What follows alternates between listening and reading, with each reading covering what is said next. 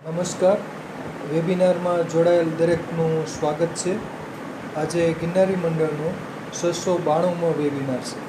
વક્તા છે જૂનાગઢ નિવાસી અને હાલ પૂના નિવાસી શ્રી જિજ્ઞેશભાઈ જોશી સાહેબ, જેઓ આપણને આજે ગિરનારી મંડળ દ્વારા મા ભગવતીની આરાધના અંતર્ગત આજે સિદ્ધિ દાત્રી માતા વિશે માહિતી આપશે. તો શ્રી જિજ્ઞેશભાઈ જોશી સાહેબને વિનંતી કે તેઓ પોતાનું વક્તવ્ય હવે શરૂ કરી શકે છે. નમસ્કાર. જય ધન્વંતરી. જય માતાજી. જય ધન્વંતરી સર. જય માતાજી. ગુરુ વંદના સહ. ગુરુર બ્રહ્મા ગુરુર વિષ્ણુ ગુરુદેવો મહેશ્વર ગુરુ સાક્ષાત પરબ્રહ્મા તસ્મે શ્રી ગુરુવે નમઃ. આજે મા ભગવતીનું 9મું નોરતું અને 692મો ગિરનારી મંડળનો વેબિનાર થવા જઈ રહ્યો છે. તો હું આજે ગિરનારી મંડળ વતી ગિરનારી મંડળના દરેક ભાઈઓ અને બહેનો અને ગુરુજનોને મા ભગવતી પાસે એવું માગું એમાં એમને સારું સ્વાસ્થ્ય આપજે, સારું સ્વાસ્થ્ય બક્ષજે એવી મા ભગવતીને પ્રાર્થના સહ મા ભગવતીનો ધ્યાન મંત્ર વંદે વાંછિત મનોર્થાર્થ ચંદ્રાર્થ કૃત શેખરામ કમલ સ્થિતામ ચતુર્ભુજામ સિદ્ધિદાત્રી યશસ્વિનમ સ્વર્ણવર્ણા નિર્વાણ ચક્ર સ્થિતામ નવમં દુર્ગા ત્રિનેત્રામ શંખ ચક્ર ગદા પદ્મધરા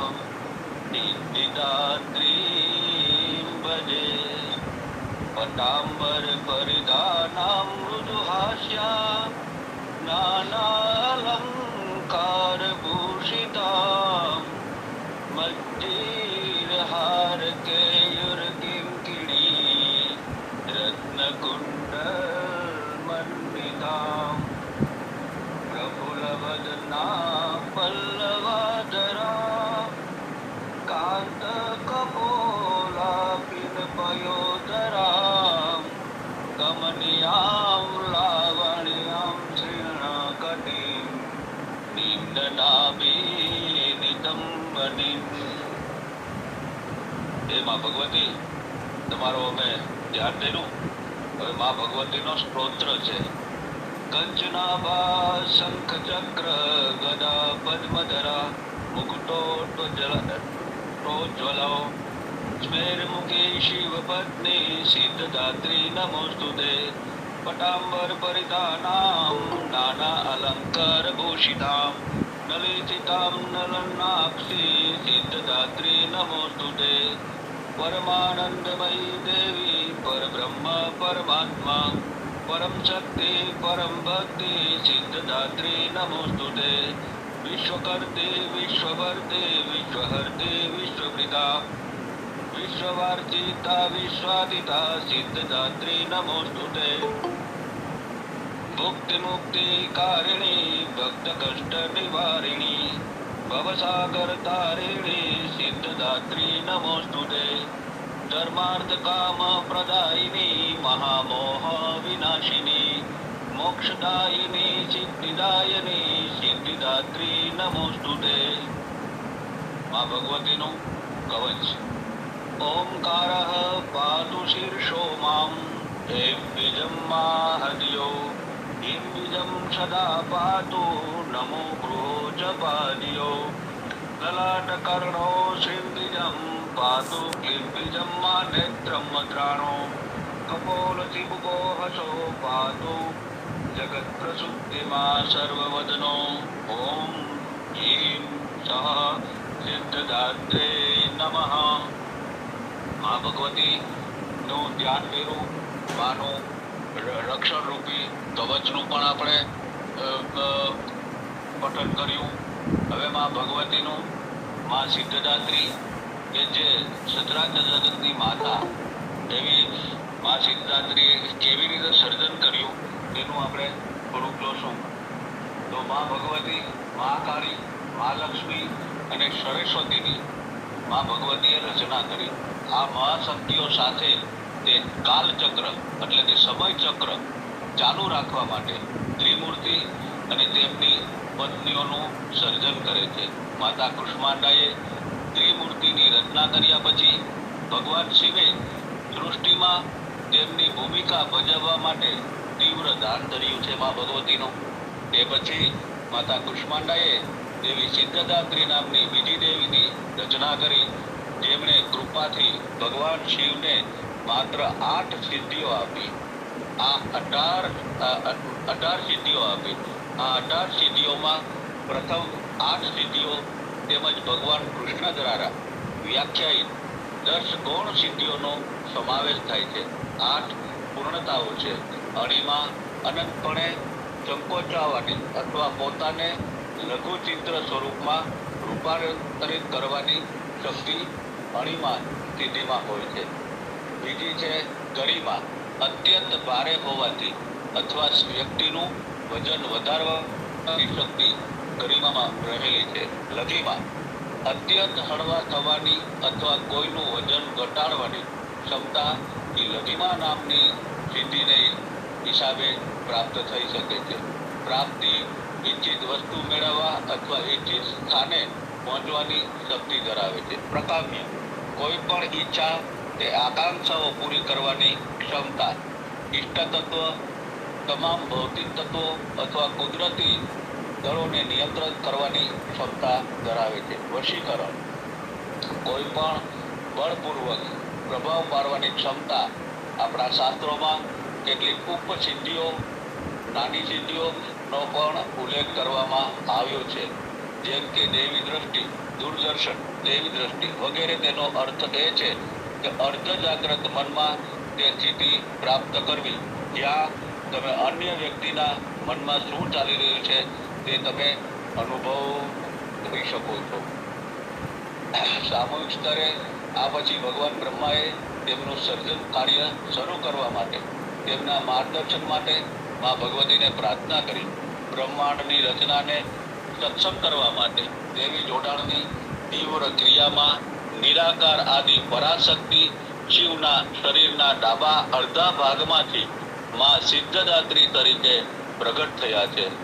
એટલે શિવ અને શક્તિ અર્ધનારીશ્વરના ઉન્માદ સ્વરૂપમાં વિલીન થઈ ગયા.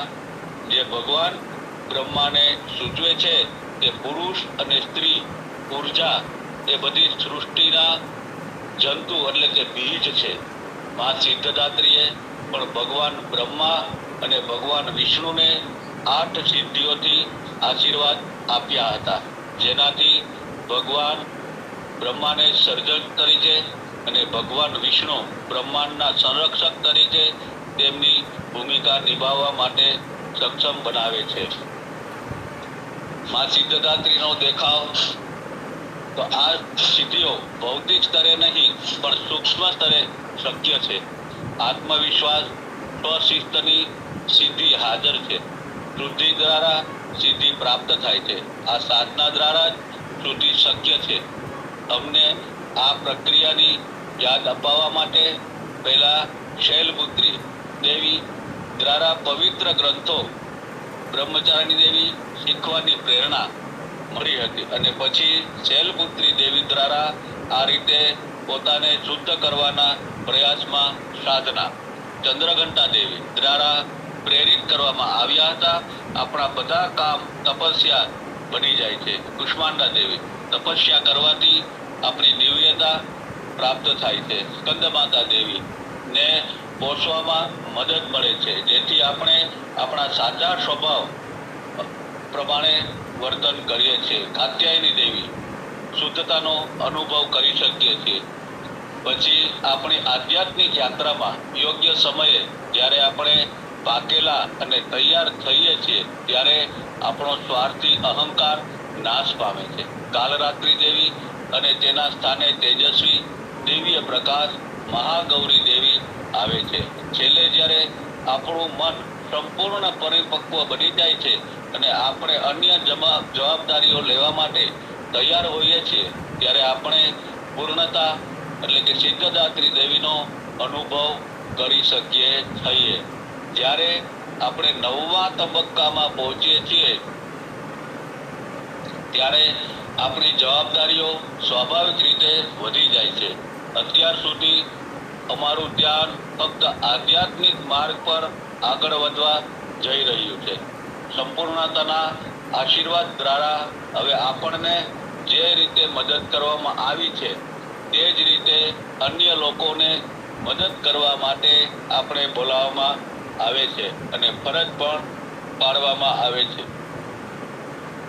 નવરાત્રિના છેલ્લા દિવસે તેમના મંત્રનો જાપ કરો અને તેમને એવી સિદ્ધિ માટે પૂછો જે તમને તમારા માર્ગમાં મદદ કરશે. પછી ભલે તે ક્રોધ કે ભય જેવી નકારાત્મક પ્રવૃત્તિઓને દૂર કરી રહી હોય અથવા સકારાત્મક ગુણો ઉમેરવા. સિદ્ધદાત્રીની સંપૂર્ણતા આપનારી જે હંમેશા સિદ્ધો, દિવ્ય સંગીતકારો એટલે કે ગંધર્વો, વૃક્ષ આત્માઓ એટલે યક્ષો, રાક્ષસો અને દેવતાઓ દ્વારા સેવા આપે છે તે અમને અમારા તમામ કાર્યોમાં હે માં ભગવતી સંપૂર્ણતા આપો.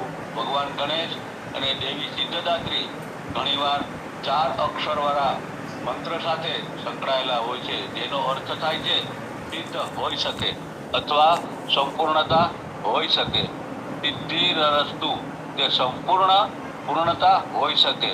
લક્ષ્મી તંત્ર 37 હેક્ટરમાં માનસિક પૂજા અને બાહ્ય ઔપચારિક વિધિ દૈનિક પૂજા વચ્ચેના તફાવત વિશે ચર્ચા છે. માનસિક સંસ્કાર વાસના આપણું મન શું વિચારે છે તેનું નિયંત્રણ કરે છે. 2 પ્રકારોની અસરો છે જે બાહ્ય પરિબળો દ્વારા બનાવવામાં આવે છે. જેમ કે જાહેરાતો તમે વાંચો છો તે માહિતી જે આંતરિક પરિબળો દ્વારા બનાવવામાં આવી છે. જેમ કે તમે તમારી લાગણીઓને કેવી રીતે સંચાલિત કરો છો અને તમે તમારા અનુભવમાંથી શું અર્થ કાઢો છો. માનસિક ઉપાસના દરરોજ ઉદ્ભવતા આંતરિક અને બાહ્ય સંસ્કારોને શુદ્ધ કરે છે. બાહ્ય પૂજા એ ઔપચારિક વિધિ મુખ્યત્વે બાહ્ય પરિબળોને કારણે થતા માનસિક પ્રભાવોના જળાશયને શુદ્ધ કરે છે. સ્પષ્ટ અને એકાગ્ર મન માટે આ માનસિક સંસ્કારોનું શુદ્ધિકરણ જરૂરી છે જે કોઈ પણ પ્રવૃત્તિમાં સફળતા મેળવવા માટે જરૂરી છે. મનની બધી વિક્ષેપો મનમાં રહી ગયેલા જંકમાંથી એટલે કે કાટ પેદા થાય છે. સિદ્ધદાત્રી આ માનસિક કાટને સાફ કરવા સાથે સંકળાયેલી દેવી છે અને અમને કાર્ય કરવાની હેતુપૂર્વક રીતો બતાવવા માટે મગજમાં નવા ન્યુરો પાથવે બનાવવાની મંજૂરી આપે છે.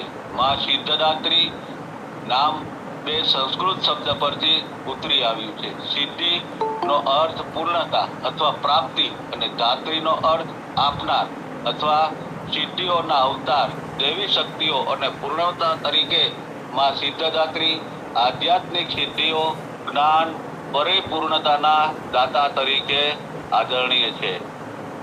માં સિદ્ધદાત્રી તમારા પર તેમના આશીર્વાદ વર્ષાવે છે અને સિદ્ધિઓ નામની અસાધારણ ક્ષમતાઓ આપે છે. સિદ્ધિઓ તમે દરેક કાર્ય અત્યંત પૂર્ણતા સાથે કરવા સક્ષમ બનાવે છે. પરંતુ સિદ્ધિનો ખરેખર અર્થ શું છે?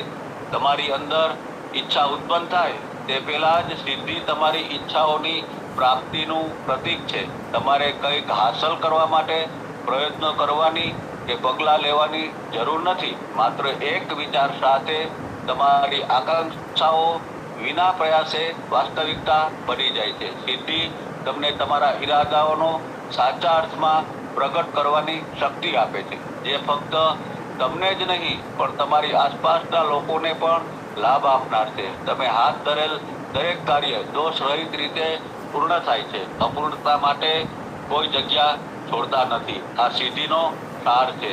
સિદ્ધિ સાથે પરિપૂર્ણતા અને પરિપૂર્ણતા તમારા જીવનમાંના દરેક પાસાઓમાં પ્રવેશ કરે છે. તમારા શબ્દોમાં જબરજસ્ત શક્તિ, તમે જે કહો છો તે પ્રમાણે વાસ્તવિકતાને આકાર આપી શકે છે. તમારા પ્રયત્નો સંપૂર્ણતા અને તેના દ્વારા ચિહ્નિત થયેલ છે. આ દેવી સિદ્ધદાત્રીનું ઊંડું મહત્વ છે. માં સિદ્ધદાત્રીને બોલાવીને અને તેની સાથે જોડાણ કરીને તમે તેમની દેવી ઉર્જાને તમારા અસ્તિત્વમાં આમંત્રિત કરો છો. તેમના આશીર્વાદ તેમની નિપુણતાની સ્થિતિમાં લઈ જાય છે, જ્યાં તમારા વિચારો સરળતાથી પ્રગટ થાય છે અને તમારી ક્રિયાઓ શ્રેષ્ઠતાથી ભરેલી હોય છે. સિદ્ધદાત્રીની કૃપાથી તમારી પાસે તમામ ક્ષેત્રોમાં પરિપૂર્ણ અને અર્થપૂર્ણ જીવન જીવવાની અંતિમ ક્ષમતા છે. સિદ્ધિ એ માત્ર એક વ્યક્તિગત સિદ્ધિ નથી, પરંતુ એક શક્તિ છે જે સકારાત્મક ફેલાવે છે અને તમારી આસપાસની દુનિયાને લાભ આપે છે. માં સિદ્ધદાત્રીના આશીર્વાદને સ્વીકારી અને દેવી પૂર્ણતાને તમારા દ્વારા પ્રગટ થવા દો, જે બધા માટે સુમેળ, સુખ અને પરિપૂર્ણતા લાવે છે. મહાનવમી એ આનંદ, ભક્તિ અને આધ્યાત્મિક ચિંતનનો સમય છે, કારણ કે ભક્તો કૃતજ્ઞતા અને આદરની લાગણી સાથે માં સિદ્ધદાત્રી સહિત દેવી દુર્ગાના નવ સ્વરૂપોને વિદાયમાન કરે છે. દેવી સિદ્ધદાત્રીની એક શાંત અને તેજસ્વી દેવી છે, જે દેવી આભા ફેલાવે છે. દાત્રી સિદ્ધદાત્રી રહસ્યમય યોગિક શક્તિઓની માતા, 8 સિદ્ધિઓની દાતા, મનુષ્યો, દેવો, ગંધર્વો, અસુરો, યક્ષો અને સિદ્ધો દ્વારા પ્રસન્ન થાય છે. લાલ સાડીમાં ચમકેલી માતા ગુલાબી કમળ પર આનંદપૂર્વક બેઠેલી છે અને તેના 4 સુંદર હાથમાં સંપૂર્ણ ખીલેલું કમળ, શંખ, ગદા અને ચક્ર ધરાવે છે. તેણીના ચહેરા પર આનંદદાયક સ્મિત છે, કારણ કે તેણી તેના ભક્તોને સફળતા, શાંતિ અને સંતોષ માટે સિદ્ધિઓના આશીર્વાદ આપે છે. તેણી ઋષિઓ અને દેવતાઓથી ઘેરાયેલી છે. તેઓ જય વિજયના રૂપમાં તેની પૂજા કરે છે. અહીં તેમના સ્વરૂપનું મહત્વ છે. કમળ એ સંપૂર્ણ ખીલે એટલે કે તે આધ્યાત્મિક સાધકનું ખીલેલું પૂર્ણ કરે છે. જે ચેતના પ્રથમ ચક્રમાં શૈલપુત્રી દેવી તરીકે જાગી હતી, એટલે કે ઉભરી આવતી, તે કમળ તે હવે શિખર પર પહોંચી ગઈ છે અને સિદ્ધિદાત્રી દેવીના રૂપમાં મસ્તક ઉપર પૂર્ણપણે ખીલેલી છે. ઉપાસકો, મહાન ઋષિઓ અને રાક્ષસો પણ અંતિમ પ્રાપ્તિ માટે તેમની પાસે જાય છે. ગદા શક્તિ અજ્ઞાનને દૂર કરે છે, અહંકારને અંતિમ ફટકો આપે છે. ચક્ર આપણા સંચિત કર્મોને અટકાવે છે. શંખ તે વિજયનું પ્રતીક છે.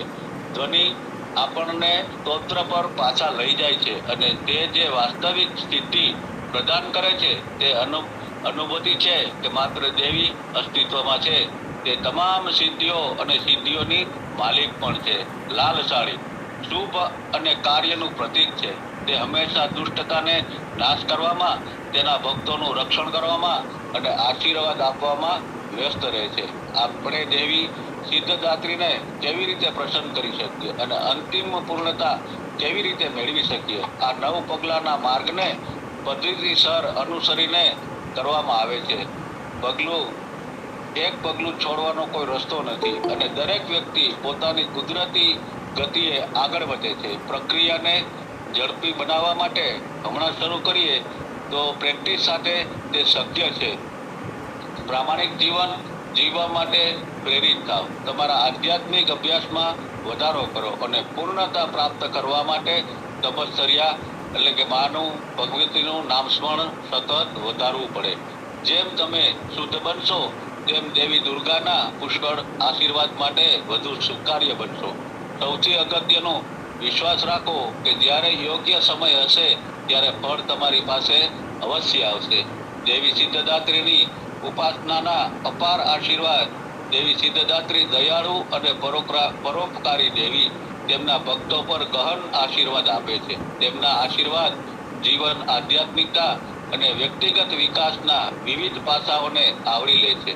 જે ભક્તો દેવી સિદ્ધદાત્રીના આશીર્વાદ પૂરા દિલથી અને ઈમાનદારીથી લે છે, તેમને આ આશીર્વાદ આપવામાં આવે છે, જે તેમના જીવનમાં સકારાત્મક ફેરફારો અને આધ્યાત્મિક વૃદ્ધિ લાવે છે. સિદ્ધદાત્રી એટલે સિદ્ધિઓની આપનાર અથવા ભૌતિક અને આધ્યાત્મિક બંને પ્રવૃત્તિમાં સફળતા મળે. માતા સિદ્ધદાત્રી આધ્યાત્મિક વ્યવહારમાં સફળતા, અસાધારણ આધ્યાત્મિક શક્તિઓ, ક્ષમતાઓ અને સિદ્ધિઓ કે જે વ્યક્તિગત પ્રદાન કરે છે, વિકાસ, આધ્યાત્મિક પ્રગતિ અને સ્વપ્રાપ્તિમાં મદદ કરનારી છે.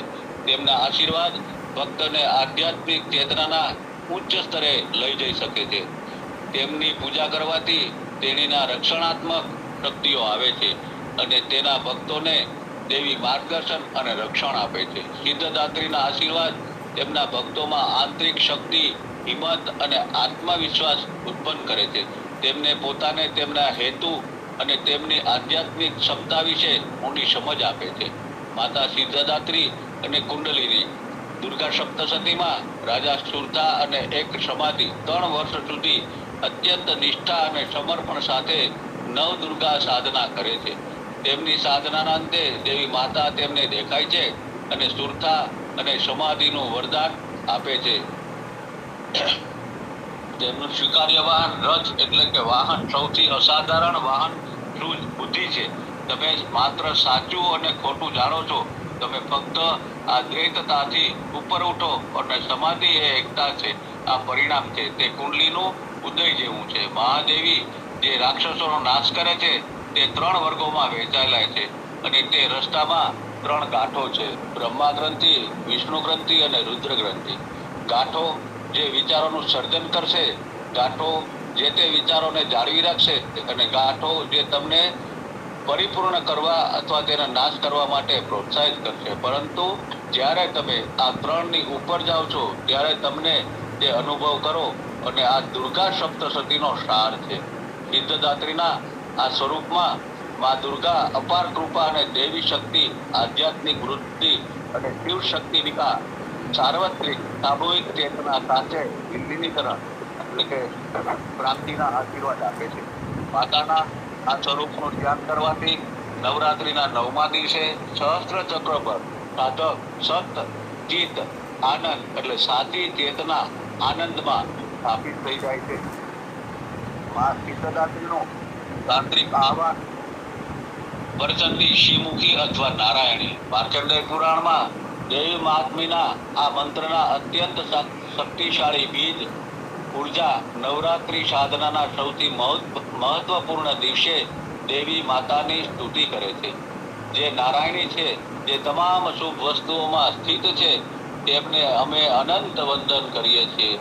દેવી ગૌરી ભગવાન શિવની પત્ની તમામ ધાર્મિક ઈચ્છાઓ પૂર્ણ કરવાનું સાધન છે અને બધાનું એકમાત્ર આશ્રય છે. આજે આપણા હૃદયમાં દેવી માતા પ્રત્યે અપાર ભક્તિ અને પ્રેમથી ભરી દો, કારણ કે તે તમને ખીલેલા નાજુક ફૂલની જેમ તેમના ખોળામાં રાખે છે. તે હંમેશા તમારા તમામ માનવતાવાદી પ્રયાસોનું કેન્દ્ર રહે. તેમના કમળના ચરણોને ચુસ્તપણે પકડી રાખો, કારણ કે ત્યાં તમારું એકમાત્ર આશ્રય છે. માતા સિદ્ધદાત્રીના આશીર્વાદ તમારા પર રહે છે. ઓમ દેવી સિદ્ધદાત્રીય નમઃ. શક્તિ ઉપાસનાના વૈજ્ઞાનિક પાસાઓ. શક્તિની આરાધના એટલે માત્ર 9 દિવસ સુધી શક્તિની ઉપાસના, પરંપરા અને સામાજિક નિયમો જ નહીં, પણ પ્રકૃતિની નવીનતા.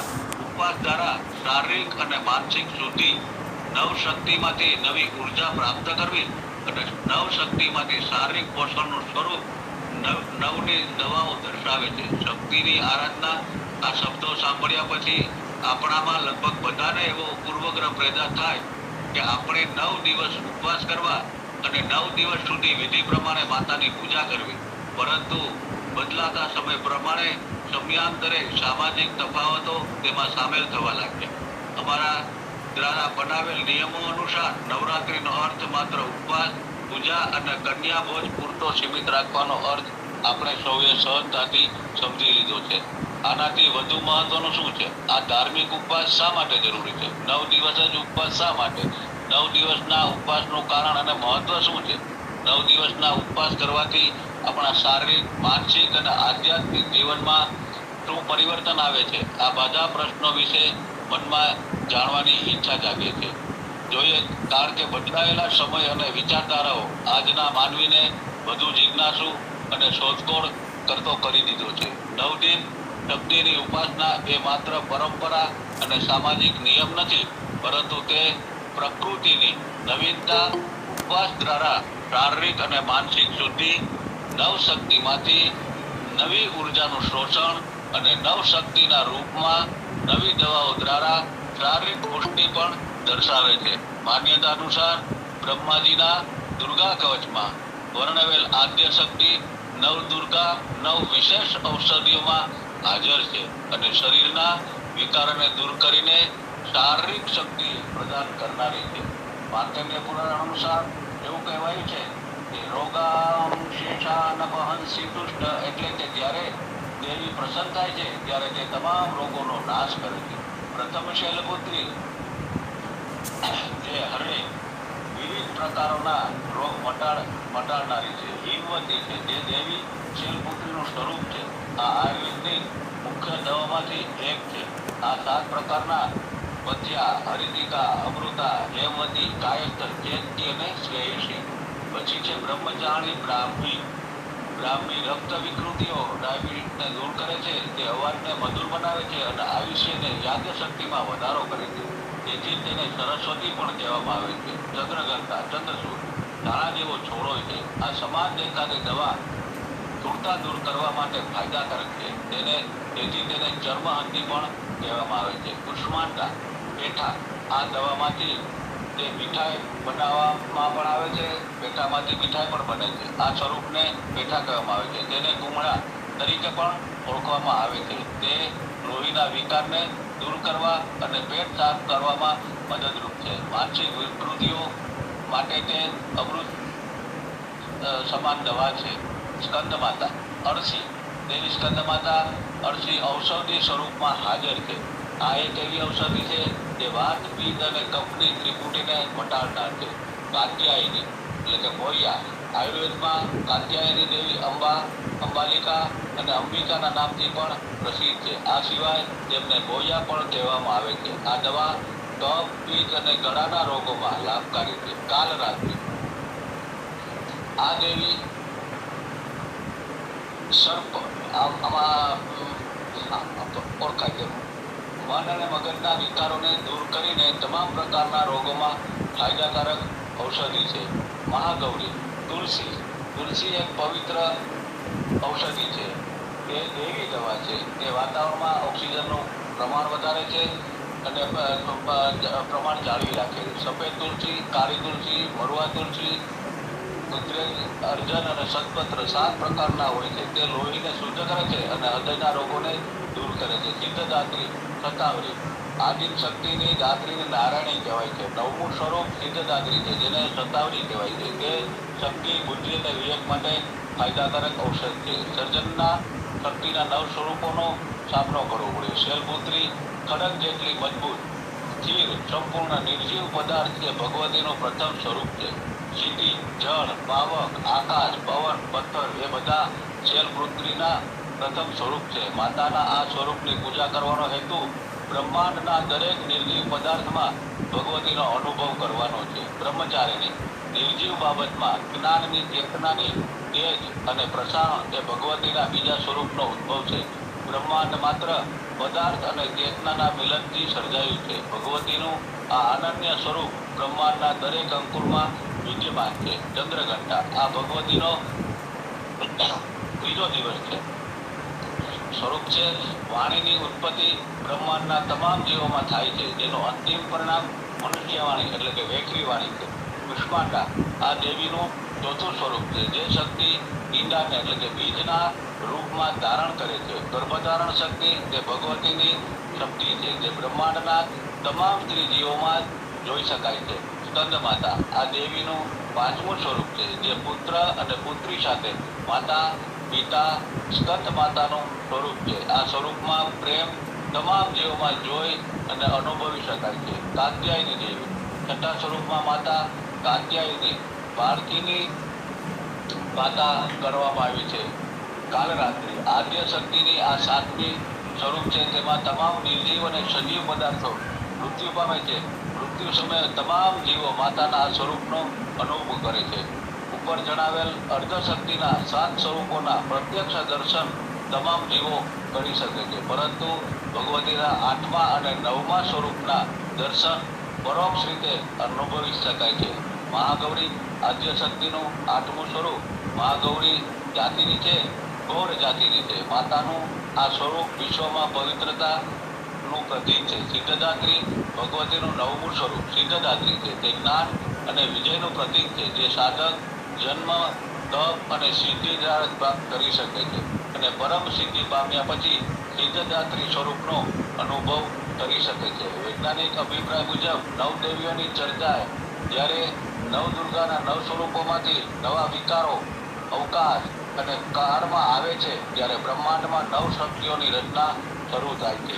આદ્ય શક્તિના ચરિત્ર, ઉપવાસ અને ઉપવાસનું મહત્વ જાણ્યા પછી ખબર પડે છે કે સુષુપ્ત અવસ્થામાં રહેલી શક્તિને જાગૃત કર્યા વિના સૃષ્ટિમાં કોઈ પણ પ્રકારની સફળતા અસંભવ છે, કારણ કે નિષ્ફળતા પર સફળતાનો વિજય આરાધનાથી જ મળે છે.